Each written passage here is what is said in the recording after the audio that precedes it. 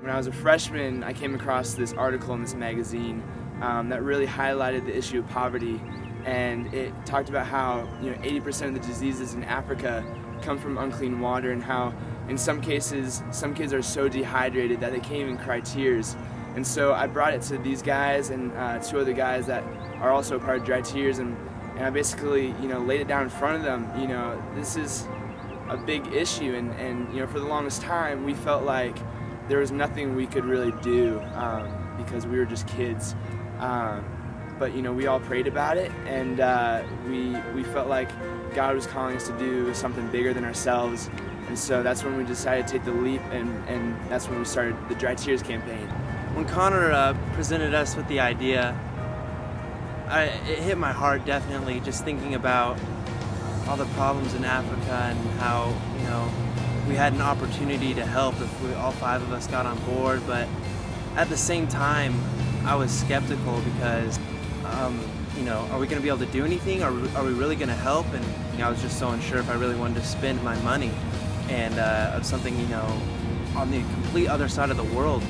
So we started off with this idea of selling these bracelets. They're baby blue and it says DryTears on it. Coming kind of like a play on words, coming from the fact that some kids can't cry. And so we gathered our money together, which was about 90 bucks all in all, and we just kind of pulled it together, which is hard because we didn't even have a job at the time. We didn't even have our driver's license or anything. Our main goal was just to try to sell all the bracelets, or at least break even, so that we could assist with the well project in Africa.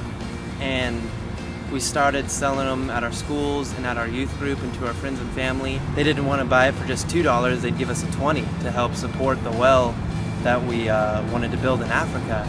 And we started being asked to go speak at other churches and basically taking this message and the awareness that we have found out and give it to other kids. And so 3 years later, we've done 9 wells and an irrigation system, and we're actually our own nonprofit now, and it's completely amazing to see where we started and just where it's gone. So me and Logan actually had the chance to go over to Burkina Faso to see one of the wells we had drilled. The pastor at the church in the village, his name was Pastor Jacques, he said to us, after he thanked us so much for what we're doing in his country and how we want to bring them water, he said, "You don't understand. You are our voice in America." He said all of Africa can cry out as loud as they can for America's help to bring us water, but they will not hear us. He said, "You are our voice."